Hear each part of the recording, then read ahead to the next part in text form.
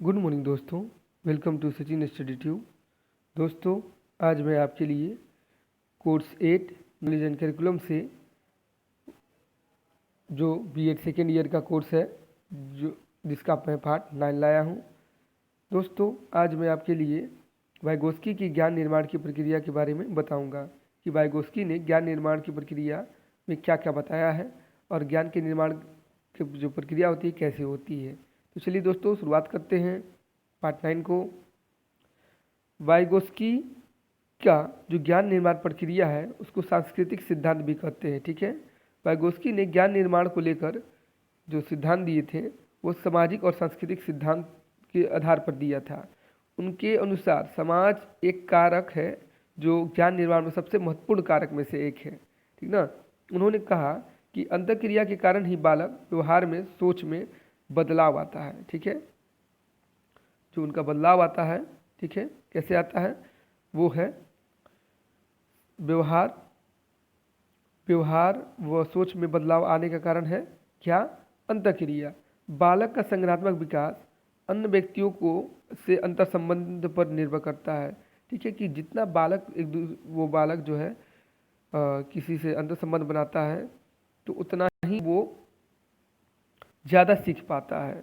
ठीक है, ज्ञान विभिन्न व्यक्तियों, वातावरण एवं समुदाय में वितरित होता है। ठीक है, और उसको लेने की जरूरत होती है। अलग अलग व्यक्तियों द्वारा अलग अलग ज्ञान प्राप्त होती है। वातावरण से हम लोग ज्ञान प्राप्त होता है, समुदाय के द्वारा भी अलग प्रकार का ज्ञान प्राप्त होता है। तो इन जगहों से भी ज्ञान की प्राप्ति होती है। ठीक है, अब संस्कृति विकास मानसिक विकास में महत्वपूर्ण है, ये देखेंगे। जो संस्कृति विकास भी है आपके मानसिक विकास के लिए महत्वपूर्ण है। हमारे संस्कृति जो है हमारे मानसिक विकास के लिए महत्वपूर्ण है, इसलिए संस्कृति के से भी हमको ज्ञान की प्राप्ति होती है। चलिए, वाइगोस्की के सिद्धांत के महत्वपूर्ण संप्रत्यय को देखेंगे कि वाइगोस्की ने विकास के सिद्धांत के लेकर क्या महत्वपूर्ण संप्रत्यय दिए हैं। सबसे पहले उन्होंने बताया था आत्मसातीकरण। ठीक है, आत्मसातीकरण का मतलब क्या होता है कि भाषा का अनुकरण करके सीखना। ठीक है, इसमें भाषा का अनुकरण करके सीखा जाता है। जैसे हिंदी परिवार में जन्मा बच्चा हिंदी बोलता है, जबकि इंग्लिश परिवार में जन्मा बच्चा क्या बोलता है, इंग्लिश बोलता है। और सेकंड दिया था उन्होंने समीपस्थ विकास क्षेत्र। ठीक है, जोन ऑफ प्रॉक्सिमल डेवलपमेंट। ठीक है, इसमें क्या होता है कि बड़े और अनुभवी व्यक्तियों के संपर्क के साथ ये विकसित होता है, ये हमारी ज्ञान। ठीक ना, ये समीपस्थ विकास वाले क्षेत्र में होता है, मतलब किसी के सहायता से आपको ज्ञान की प्राप्ति होती है। जैसे कि जो आपके 10 वर्षीय बच्चा होता है या 12 या 13 वर्ष की मानसिक क्षमता प्रदर्शित करता है। कोई छोटा छोटा बच्चा आप देखे होंगे जो जिसकी इंटेलिजेंस काफ़ी ज़्यादा होती है, वो 10 वर्ष का दिखता है लेकिन 12-13 वर्ष या 14-15 वर्ष के बच्चों के बराबर बात करता है। तो इस तरह से आप समझ सकते हैं कि छोटा बच्चा भी कुछ ज़्यादा ही अपने उम्र को दिखाता है, शो करता है। तो ऐसे क्यों होता है, जब वो समीपस्थ विकास क्षेत्र में होता है, जैसे कि कोई सीनियर के गाइडलाइन में होता है, ठीक है, या उसके सहयोग से वो अपने कार्यों को करता है, तो वो समीपस्थ विकास क्षेत्र में रहता है। और जो अंतर होता है ये समीपस्थ विकास क्षेत्र कहलाता है। ठीक है, 2 या 3 वर्ष का जो गैप है उसके उम्र के अनुसार ये समीपस्थ विकास क्षेत्र कहलाता है। इसको कहते हैं जोन ऑफ प्रॉक्सिमल डेवलपमेंट। ये देखिए, इन्होंने ये सिद्धांत दिया था जीपीडी का सिद्धांत पूछा जा सकता है आपको, किसने दिया था, तो वो है वाइगोस्की ने। ठीक है ना, जीपीडी का सिद्धांत बालकों को कार्य करने के पर निर्भर होता है। जैसे बालक स्वयं जो काम करता है, ठीक है ना, पहला इसमें 3 जोन बांटे हुए हैं। ठीक है, अब देखिए, एक तो वो खुद करता है, व्हाट आई डू, मैं क्या कर सकता हूँ। व्हाट आई डू विथ, मैं किसी की सहायता से क्या कर सकता हूँ। What can I not do, ठीक है, कौन चीज़ ऐसी नहीं कर सकता है, वो एकदम कर ही नहीं सकता है।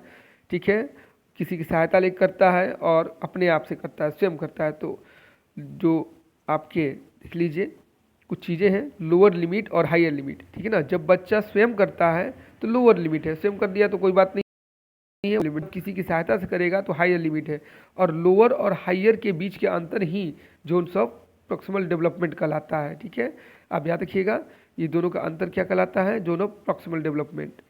तो चलिए देखिए, अब आगे बढ़ते हैं कि यह वो देखिए इसमें जो चीज़ दिखाया गया, एक स्वयं किया गया कार्य और एक वो स्तर जो बालक किसी किस कार्य के लिए समाज की मदद ले, अपने बड़े की मदद ले, अपने परिवार की मदद ले। तो यही दोनों का जो अंतर है क्या कहलाता है, जोन ऑफ प्रॉक्सिमल डेवलपमेंट। अब उन्होंने कुछ और 3 चीज़ बताए थे, तो तीसरा चीज़ ये है स्केप फोल्डिंग। स्केप फोल्डिंग में ढांचा निर्माण।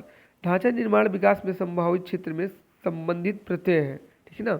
ये विकास का निर्माण में एक संबंधित क्षेत्र है ढांचा निर्माण।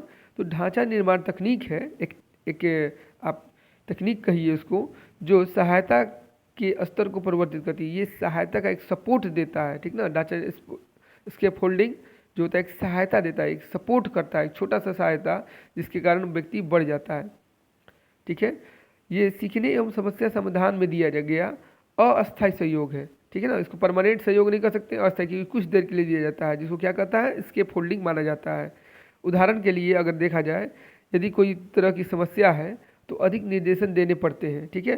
परंतु जैसे जैसे छात्रों की क्षमता और अभ्यास बढ़ जाता है या बदल जाते हैं, ठीक ना, धीरे धीरे वो सीखने लगता है, वो अभ्यास रत हो जाता है और वो उसे कम निर्देशों की कम ना, तो डायरेक्शन कम देंगे। जैसे जैसे वो ज़्यादा सीखेगा तो डायरेक्शन कम देंगे।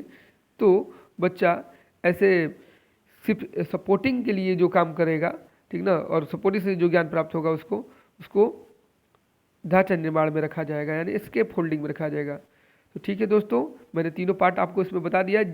तो पहला था आपका समीपस्थ विकास क्षेत्र, ठीक ना, जिसमें आत्मसातीकरण वगैरह भी था, और जीपीडी वगैरह बताया, ढांचा निर्माण के बारे में बताया। तो अगर ये मेरा वीडियो आपको अच्छा लगेगा तो लाइक सब्सक्राइब शेयर करना मत भूलिएगा। धन्यवाद दोस्तों।